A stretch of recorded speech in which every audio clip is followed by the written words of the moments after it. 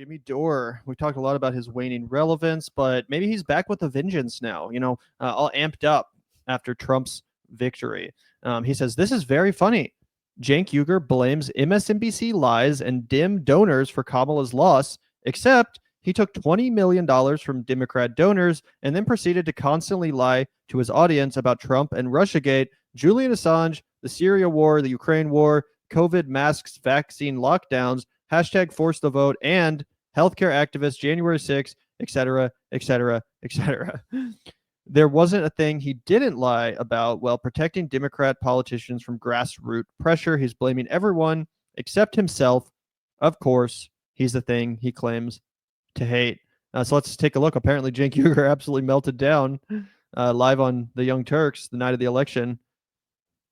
Yeah, let's take a look. I haven't seen this. These Democratic leaders are simpletons. They're servants of the donor class. So they go in there like, "Oh, donor, give me money, please." And I made an ad. "I'm Kamala Harris. I'm full of joy."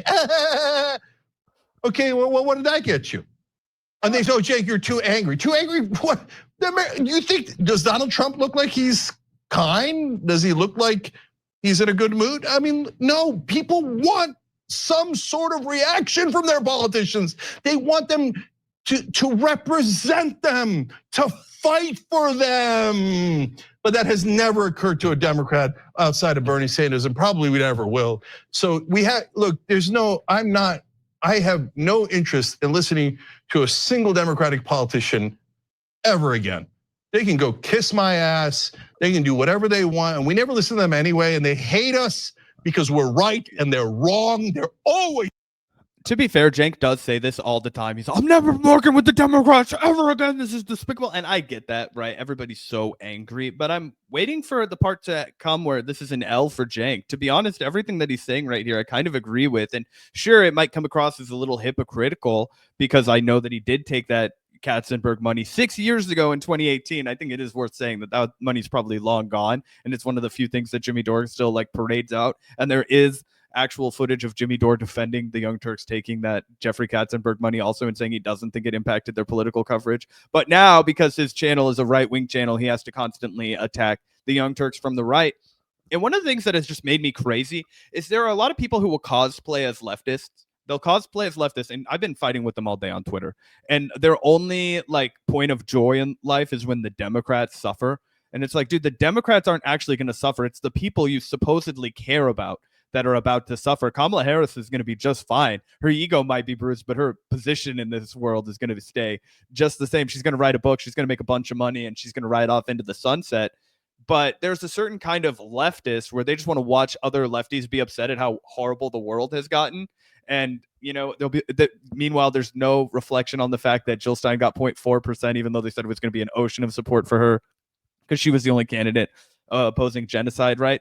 And I think you have Jimmy Dore, who's the other side of that, who he's just a Republican. He just wanted Donald Trump to win, and he wants to be able to make money off of people like us being sad about the state of the world. Yeah, absolutely. No, I do agree with that. Let's hear a little bit more from Cenk, and then we'll break down Jimmy's critique again.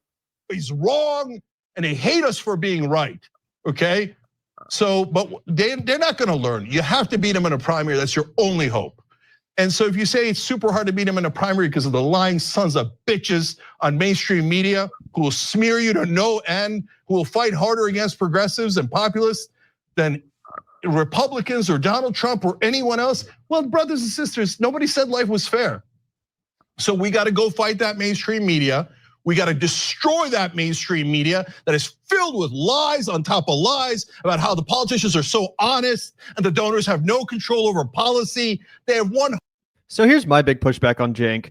Jimmy lists a bunch of crap, to be frank, talking about COVID and January 6th and all these stupid conspiratorial rabbit holes that he's led his audience down. Yeah, that's not the problem with TYT. That's not the problem with Cenk Uygur, not even close. The problem with Cenk Uygur, and the reason why I find his tears to be a little bit ironic or hypocritical, is because what has the Young Turks done as a platform over the last 4 years? They haven't pushed back on the red pilling of America. Not only have they normalized it, they've participated in it.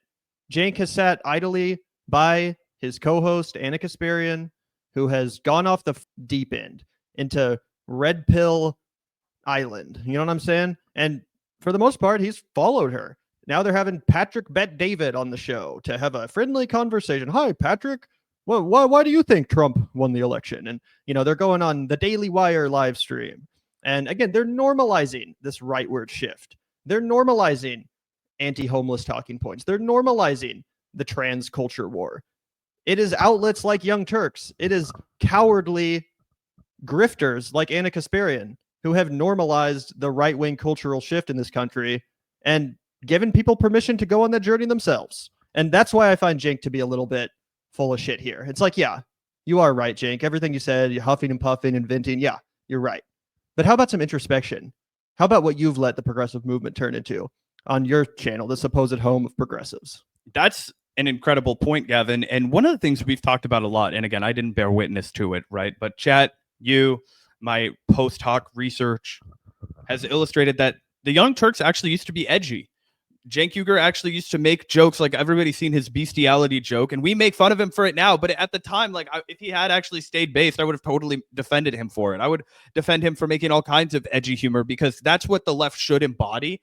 And when the left was doing well, when the left was cool, it was coming off that, right? It was a reverberation. It was finally the internet decided to reject the anti-woke line that had been fed to them over and over and over and over and over again throughout the entire Obama administration. So I agree with everything that Cenk said. Like, we're like, we got to, but there was no introspection from Cenk. And I think that's also a problem, right? Like if our channel can come out here and say, hey guys, this is us taking full stock, full accountability. This is where we went wrong. I feel like I really analyzed the election really well up until the Tim Walz pick. And then after that, I got myself a little coconut pill, but we wanted to, tell you guys to be hopeful instead of to be pessimistic because we're really worried about the black pilling of the progressive movement. There was none of that introspection from Cenk Uygur, Gavin. And I'm wondering if you think we'll see any pivot at all as a result of the way this election went down. Because Cenk Uygur doesn't seem like the kind of guy who learns from his lessons. He's just going to fall back to the same script. He's just going to regress to the old mean of the Young Turks, even though, like, something like AOC will piss him off and he'll be like, I am done with the squad. I am done with the Democratic Party. And then like 3 weeks later, he's finger wagging at shows like the Vanguard for being the reason the left can't get anything done. Yeah. Oh, 100%. 100%. Jimmy also is reigniting, or at least attempting to reignite his feud with Kyle Kulinski. He's posting he retweeted our good friends over at the Due Dissidence show. So Kyle said, Jon Stewart 2028. Due Dissidence says, I thought democracy was over now that Trump won. Why are we pitching candidates for elections that'll never happen again? Ooh, what a gotcha. What a burn. LOL, why are you still engaging in politics? It's crazy too. Like these accounts, they've just become right wingers because they stand for nothing. They're just excited that Donald Trump is president so they can say, we told you so, but they don't care about the material conditions of anyone else. Yeah. And it's like, yeah, obviously, of course, we all fear that Donald Trump will go full fascist. We fear that he'll try to do what he did last time and this time have success in that. But that doesn't mean we aren't going to still have a fucking resistance. As cheesy as it sounds, like obviously we still have to, gather the ranks, call in the cavalry, start trying to figure out who the best person to lead said resistance is. That's all Kyle's doing.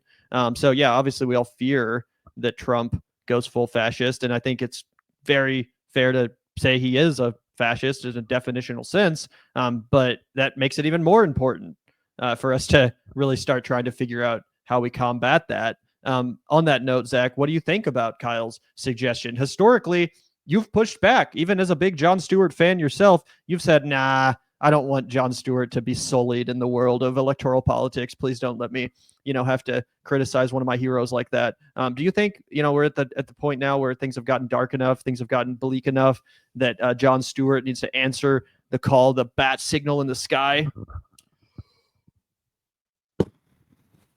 Yes, but I will double down on the fact that for a handful of people, as far as like my career in media goes, and if you can call this a career, right? The show that Gavin and I do and the personality that we, have and try and adopt. The two people I think you could say who aren't like Kyle Kulinski or people who are absolutely like 100% in the lane that we're operating in. the two people that influenced me the most as far as like my microphone presence and how I wanted to position myself and deliver. One, obviously, Jon Stewart. I remember when I was a sophomore in high school and I got this role in a play where it was like a bunch of sketches and vignettes, and one of them was like a Larry King sketch, and I just totally channeled Jon Stewart, and it was a huge hit, standing ovation. One of the first times I got really intoxicated with like performing for people. This is Zach's origin story. My origin story, 100%. Other guy was this dude Chael Sonnen, which you guys don't know about. He's kind of a right winger, and he really broke my heart with the way that he behaved on the Patrick Bateman podcast the other day. But he came from my UFC fandom, and like he was really built up by professional wrestling, and that's where I drew a lot of that inspiration from, a la Jesse Ventura. All that is to beat around the bush and say, I love Jon Stewart. I love Jon Stewart. I remember when he left John Oliver in charge of The Daily Show when he went to go shoot Rosewater, which was kind of a crappy movie, guys. And I was like, this is dog shit now. I want Jon Stewart back. Now I would be happy to have John Oliver as a replacement for Jon Stewart because he's only on like one night a week now. But anyway, I didn't want him to be president because I didn't want to have to critique him all the time. I didn't want to have to find reasons why he was wrong when I knew he was. I didn't want to have to investigate all of his comments. Like, fossil fuel companies aren't our enemies. They're our frenemies. And I'm like, they're my fucking enemy, John. But at the end of the day, it's about getting votes. It's about meeting people where they are. And that is a likable son of a bitch, dude. The one problem with Jon Stewart, and there's one reason that Jon Stewart won't be elected, Gavin. Do you know what it is? What? I'm trying to think of it. Dude's like my height. He's never going to be president. He's 5'7". He's actually an inch shorter than I am, Gavin. There's no way that Jon Stewart can become president. I'm sorry, this isn't the West Wing. Martin Sheen is not going to become president. Short stacks like me. I think we don't get to the Oval Office. I think you've internalized some self-hatred as far as your condition. I have tons of self-hatred as a part of my condition, but it's also borne out in reality. Look at all of our last presidents. I think you're right, all of our past presidents, but I think we've entered a new era, the era of the short king. And I think that Jon Stewart might actually be able to use that to his advantage. You know, Trump, you're right, is an oaf. He's like over 6 foot tall, I think. Jon Stewart, you know, he'll be the David going up against Goliath. He can say, yeah, I'm short, I'm scrappy, but also I'm funny and I'm smart and I'm reasonable and I'm going to take this motherfucker down. So I don't know if that hurts him. Yeah.